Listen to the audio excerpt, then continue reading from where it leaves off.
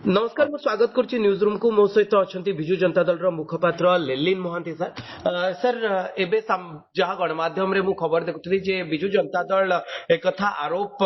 आनी जे विजु बाबू को विज्ञापन भाव व्यवहार करुछंती दिलीप राय एवं कोठी ना कोठी विधायक किणा बिकार कथा भी सामना को आसुची एवं जयनारायण मिश्र प्रतिक्रिया भी सामना को आसुची जे जेतबेले विवेकानुमोदित भोट कथा सामना को आसीबो सेतबेले हुए तो विधायक माने चिंता करिवे जे सेमाने विजु जनता दल को भोट देबेनी सर एभली एक प्रतिक्रिया सामना को आसुची। देखंतु आमर अभिमुख्यटी स्पष्ट आमर अभिमुख्य होउची जे राज्यसभा निर्वाचन आसुची संख्या गणित जहा कहूची चतुर्थ प्रार्थी डॉक्टर दत्तेश्वर होता जहांको जे इंडिपेंडेंट हिसाब रे नॉमिनेशन करचंती फाइल किंतु तांको समर्थन दउची विजु जनता दल कांग्रेस आउ सीपीआईएम आमे देखुचु जे जो संख्या अछि से संख्या कहूची जे डॉक्टर दत्तेश्वर होता निश्चित भावे राज्यसभा निर्वाचन रे चतुर्थ प्रार्थी हिसाब रे जीतिबे किंतु बड़ माने माने गोटे एमिति माने प्रोसेस गोटे आपणेची भारतीय जनता पार्टी जोटा गणतंत्र प्रति सम्मान नुहे बेली आमे ताकू मने करू। आपण भाबंतु जने व्यक्ति विशेष जी गोटे निर्दिष्ट दल को बिलोंग करुचंती दिलीप राय महोदय से बिलोंग करुचंती भारतीय जनता पार्टी स्वाधीन प्रार्थी ना सर वर्तमान जेतु स्वाधीन प्रार्थी तांको स्वाधीन प्रार्थी हिसाब रे काउंट करिया पई पड़िबो केमिति आपण जदी जने लोक जनकर दत्तेश्वर होता सी जने इंडिपेंडेंट लोक आज्ञा सी तांको फील्ड रे तांकर उत्कर्षता जोगु तांकु सुजोग दिया जाउची एवं सीए तीनिटी दलर समर्थन पाइचंती किंतु अन्य पटे आमे देखुचे जे दिलीप बाबू जदिबा भारतीय जनता पार्टी रो जने व्यक्ति विशेष हिसाब रे मेंबर तांकु इंडिपेंडेंट ठिया करिवार लॉजिक ता कोन जो इंडिपेंडेंट ठिया करा जाउची तार उद्देश्य घोड़ा व्यापार नुहे तो हमर खाली कहिबार अछि जे जो व्यक्ति विशेष आजी विजु बाबूंकर ना को व्यवहार करी केतबेले फेसबुक पोस्टिंग केतबेले विभिन्न प्रकार पोस्टिंग करूजंती हमर तांको पचारिबार अछि जे विजु बाबूंको विषय रे जेतबेले आपण गोटे पोस्टिंग करूजंती आपण जानि रखिबा दरकार विजु बाबूंको फादरली फिगर बोली मध्ये लिखिचंती एवं विजु बाबूंको विषय रे अनेक किछि वर्णना करचंती नहीं जदी विजु बाबूंको फादरली फिगर हिसाब रे जणे ग्रहण करूचंती आमे तो अत्यंत खुशी किंतु विजु बाबू जे भारतीय जनता पार्टी को गोटे दल हिसाब रे एवं ता संगे तार सदस्यता उपरे तांकर मत कौन सेटा तो आग दिलीप बाबू जे फादर फिगर कथा आपण कहउचंती सेटा भाबी रखिबा दरकार। विजु बाबू केबे हेले भी भारतीय जनता पार्टी को ग्रहण करू नथिले दल हिसाब रे जदि जणे जनकू कहूची मेंटर सी विजु बाबू को आदर्श विषय रे जानि रखिबा दरकार। विजु बाबू जो पंचायती राज रो व्यवस्था को डर रे अछंती कि सर जयनारायण मिश्र कहउचंती जयनारायण मिश्रंकर स्टेटमेंट को मु गुरुत्व दिए ना कहना जयनारायण मिश्र विजु बाबू को बुझिबा पई नहीं श्रीजुक्त लेलिन महांती सर जदि आमे आपनक स्टेटमेंट को गुरुत्व देबु विधायकों को किनिबा पई ऑफर आसुची बोली मध्ये आपण कहउचंती आमे किंतु जोटा गुरुत्वपूर्ण जिंस होउची जे तमर विजु बाबूंकर व्यक्ति विशेष हिसाब रे केते जानिचंती जो विजु बाबू आरंभ करथिले जे पंचायती राज रो प्रवर्तक जे ओडिसार जोटा पंचायती राज रो व्यवस्था जे नेशनल मेन स्ट्रीम रे लागू करथिले आजी जेतबेले पंचायती राज रो दिवस को ही पूरा बंद कर दिया जाउची दिलीप बाबू सेतबेले तांकर पार्टी फिटेइथिले कि जेतबेले अगणित जो स्टैच्यू विजु बाबूंकर भंगा जाउथिला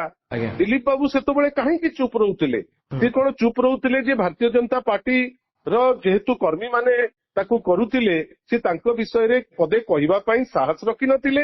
आपण मते निजे कोंतु जो कलिंग पुरस्कार बीजेपी पक्षरु जतबेले एभली स्टेटमेंट आसुची आपणको दल को एवं कांग्रेस को कोटिना कोटि टिके मानसिक स्तर रे दुर्बल कर देबा पई गोटे स्ट्रेटेजिकली प्लान बोली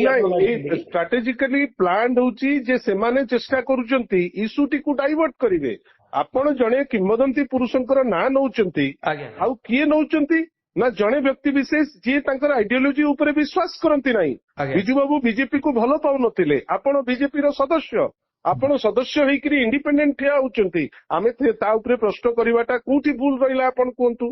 ଆପଣ ଯେତେବେଳେ ବାରମ୍ବାର କଳିଙ୍ଗ ପୁରସ୍କାର ପରି ପୁରସ୍କାରଟାକୁ ସେଣ୍ଟ୍ରାଲ ଫଣ୍ଡିଂ ବନ୍ଦ ହେଲା, ଆମେ ଜାଣିଛୁ ଯେ ଦିଲ୍ଲୀପ ରାୟ ବହୁତ ଥର କହୁଛନ୍ତି ଯେ ସିଏ ଭାରି ପାରିବାର ନେତା। କାହିଁ ସେତେବେଳେ ତ ସିଏ ଗୋଟେ ଉଦ୍ୟମ କରିନଥିଲେ ଯେ କଳିଙ୍ଗ ପୁରସ୍କାର ଯୋଉଟା ଓଡିଶାର ଆଇଡେଣ୍ଟିଟି, ସେ ଆଇଡେଣ୍ଟିଟି ବା ପରିଚୟ ଜିନିଷଟି ଯେହେତୁ ସେମାନେ ଚେଷ୍ଟା କରୁଛନ୍ତି ଧ୍ୱଂସ କରିବା ପାଇଁ, ମତେ ଆପଣ କୁହନ୍ତୁ ସେତେବେଳେ ଇଏ କଣ କୌଣସି ଷ୍ଟେପ ନେଲେ କି? ବିଜୁ ବାବୁଙ୍କର ଯୋଉ ଅଦମ୍ୟ ଭଲ ପାଇବା ଦବା ପାଇଁ ବିଜେଡି ଏତେ ବର୍ଷ ଧରି ସରକାରରେ ରହିଲା ଓଡିଶାରେ, କେନ୍ଦ୍ର ସହିତ ମଧ୍ୟ ଆପଣ କହିପାରିବେ ଯେ କେନ୍ଦ୍ର ସହିତ ଉତ୍ତମ ସମ୍ପର୍କ ବିଜୁ ଜନତା ଦଳ ସରକାରର ବି ରହିଥିଲା। ବିଜୁ ବାବୁଙ୍କୁ ଭାରତ ରତ୍ନର କଥା ଯେତେବେଳେ ଉଠୁଛି କୋଉଠି ନା କୋଉଠି ଟିକେ ବିଜେଡି ପଛରେ ପଡିଯାଉଛି। ସେଇଟା ଗୋଟେ ମିଡିଆର କଳ୍ପନା। ଆଜ୍ଞା, ପଛରେ ପଡିଯାଇଛି। ବିଜୁ ଜନତା ଦଳ ତ ଆଉ ଭାରତ ରତ୍ନ ଦେଇନଥାନ୍ତା। ଯେମିତି ଯୋଉ ପ୍ରୋସେସଟାରେ ହବା ଦରକାର ରାଜ୍ୟରୁ ସେ ପ୍ରୋସେସ ହେଇକରି ଯାଇଛି। ରାଜ୍ୟରେ ଯୋଉ ପ୍ରୋସେସ ଆବଶ୍ୟକ ଏ ସିଷ୍ଟମଟିକୁ କ୍ୟାରି ଫରୱାର୍ଡ କରିବା ପାଇଁ ନିଜେ ମାନନୀୟ ନବୀନ ପଟ୍ଟନାୟକ ତାର ତତ୍ତ୍ୱାବଧାନର ସହ ସେ ତାକୁ କ୍ୟାରି କରିଛନ୍ତି, ଆଉ ଦଳ ତାକୁ କ୍ୟାରି କରିଛି। ମାନେ ଆମର ଏମପି ମାନେ ପାର୍ଲାମେଣ୍ଟ ଭିତରେ ତାକୁ ଡିମାଣ୍ଡ କରିଛନ୍ତି। ନାଇଁ, ଆପଣ ଏକଥା କହିପାରିବେ କି ଆପଣ ଚେଷ୍ଟା କରିଛନ୍ତି, ବିଜେଡି ଚେଷ୍ଟା କରିଛି, କିନ୍ତୁ କେନ୍ଦ୍ରରେ ଥିବା ସରକାର ଆପଣଙ୍କ କଥା ଶୁଣି ନାହାନ୍ତି? ଦେଖନ୍ତୁ, ତାଙ୍କର ସେଇଟା ଡ୍ୟୁ, ଇଏ ଶୁଣୁ ବା ନ ଶୁଣୁ, ତାଙ୍କର ଯୋଉଟା ଡ୍ୟୁ, ଯୋଉଥିପାଇଁ ସେ ହକଦାର, ଜଣେ ସ୍ୱାଧୀନତା ସଂଗ୍ରାମୀ, ଜଣେ ବିଭିନ୍ନ ସମୟରେ ଗୋଟେ 50, 60, 70 ବର୍ଷର ରାଜନୈତିକ ଇତିହାସରେ ଯିଏ କିମ୍ବଦନ୍ତୀ ପୁରୁଷ ହିସାବରେ ଯାହାଙ୍କର ପରିଚୟ ସେ ଡିଜର୍ଭ କରୁଛନ୍ତି। ସେ ଆଉ ତାଙ୍କ ବିଷୟରେ ଅନେକ ଲୋକ କହିଛନ୍ତି ଯେ ସେ ପାଇବା ଉଚିତ। ଯଦି ଆଜି ପର୍ଯ୍ୟନ୍ତ ଦେଇନାହାନ୍ତି, ଗୋଟେ ଭୁଲ ଯୋଗୁଁ ଦେଇନାହାନ୍ତି। ଆମେ ତ ଚାହିଁବୁ ଯେ ଭାରତୀୟ ଜନତା ପାର୍ଟି ବାଲା ହୁଅନ୍ତୁ, ଯେ ଆଜି ଜୟଦେବ ଭବନରେ ସେଲିବ୍ରେଟ କରୁଛନ୍ତି ବିଜୁ ଜୟନ୍ତୀ, ଇଆଡେ ବିଜୁ ବାବୁଙ୍କ ନାଁକୁ ଲିଭେଇବା ପାଇଁ ଉଦ୍ୟମ, ଯାହାଙ୍କୁ ସମର୍ଥନ କରୁଛନ୍ତି ଦିଲ୍ଲୀପ ରାୟ ମହୋଦୟ। ଆମର କହିବାର ଅଛି ଯେ ତମର ଭାରତ ରତ୍ନ ହଉ କି ଯେକୌଣସି ଜିନିଷ ହଉ, ଯୋଉଟା ତାଙ୍କର ଡ୍ୟୁ ସେଇଟା ତ ଦେଇଦବା କଥା। ଯଦି ନ ଦଉଛନ୍ତି, ଆଜି ଯିଏ ତାଙ୍କର ଫଟୋକୁ ବ୍ୟବହାର କରିବାକୁ ଉଦ୍ୟମ କରୁଛନ୍ତି, ସିଏ ଉତ୍ତର ଦେବାର ସମୟ ଆସିଛି।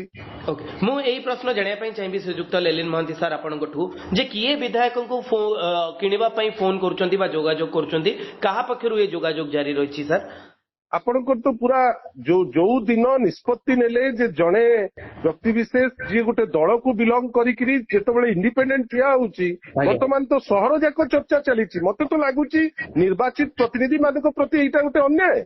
ଆମେ ତ ବିଭିନ୍ନ ସମୟରେ ଦେଖୁଛୁ ଯେ ଗୋଟେ ନିର୍ବାଚନ ପ୍ରୋସେସଟା ଉପରେ ପ୍ରଶ୍ନବାଚୀ ଉଠଉଛନ୍ତି ଲୋକ। ଆମର କହିବାର ଅଛି ଯେ ଗୋଟେ ଏମିତି ମାହୋଲ କରିଛନ୍ତି ଯୋଉଠି ସାଧାରଣରେ ଘୋଡା ବାପାର ଉପରେ ଚର୍ଚ୍ଚା ଚାଲିଛି, ଆଉ ଯୋଉଟା ଗୋଟେ ଅତି ନିନ୍ଦନୀୟ ଜିନିଷ, ଗ୍ରହଣ କରିବା କଥା ନୁହେଁ। ଆଉ ଯଦି ତାକୁ ନେଇକିରି ଜଣେ ଲୋକ ଯେମିତି ବିଜୁ ବାବୁଙ୍କୁ ତାଙ୍କର ଆବଶ୍ୟକତା ଅନୁସାରେ ସିଏ ବ୍ୟବହାର କରିବାକୁ ଚେଷ୍ଟା କରୁଛନ୍ତି, ଏ ଫିଲ୍ଡରେ ମଧ୍ୟ ଜଣେ ସଦସ୍ୟ ହୋଇ ଯେତେବେଳେ ଇଣ୍ଡିପେଣ୍ଡେଣ୍ଟ ହେଇକିରି ଠିଆ ହଉଛନ୍ତି, ଉଦ୍ଦେଶ୍ୟ କ୍ଲିୟର ବୋଲି ଆମେ କହିପାରିବାନି। ଆପଣ ସିଧାସଳଖ କହୁଛନ୍ତି ଯେ ଘୋଡା ବେପାରର ପ୍ରକ୍ରିୟାରେ ବର୍ତ୍ତମାନ ଇଏ ସାମିଲ ହେଲାଣି, ଏ ପ୍ରକ୍ରିୟା ଆରମ୍ଭ ହେଲାଣି, ଯୋଉଥିପାଇଁ ଆପଣ ଏତେ ବଡ ଆରୋପ ଆଣୁଛନ୍ତି? ଯୋଉ ଦିନ ନିଷ୍ପତ୍ତି ନିଆଗଲା ଯେ ଜଣେ ଦଳୀୟ ବ୍ୟକ୍ତି ବିଶେଷକୁ ଇଣ୍ଡିପେଣ୍ଡେଣ୍ଟ କରି ଠିଆ ହବ, ସେଇ ଦିନ ନିର୍ବାଚନ ପ୍ରକ୍ରିୟା ଉପରେ ପ୍ରଶ୍ନବାଚୀ ସାଧାରଣରେ ଲୋକ ଲଗଉଛନ୍ତି। ମୁଁ କିଏ? ସାଧାରଣରେ ଲୋକ ଲଗଉଛନ୍ତି ଯେ ଯୋଉ ପ୍ରକ୍ରିୟାଟା ଇଟସେଲ୍ଫ ଇଜ ଇନ୍ କ୍ୱେଶ୍ଚନ। ସେଥିପାଇଁ ବର୍ତ୍ତମାନ ଯୋଉ ଜିନିଷ ଆମେ କହୁଛେ, ନିର୍ବାଚନ ତା ବାଟରେ ହଉ, ଗଣତନ୍ତ୍ରର ପବିତ୍ର ମନ୍ଦିର ଭିତରକୁ ନିର୍ବାଚନ, ଆମେ ଯଦି ତାକୁ ଆମେ ଗୋଟେ ଉଦ୍ଦେଶ୍ୟ ରଖିକିରି ନିର୍ବାଚନଟିକୁ କରିବା, ଲୋକ ନିଶ୍ଚିତ ଭାବେ ପ୍ରଶ୍ନ ଉଠେଇବେ। ଧନ୍ୟବାଦ ଶ୍ରୀଯୁକ୍ତ ଲେଲିନ ମହାନ୍ତି ସାର୍।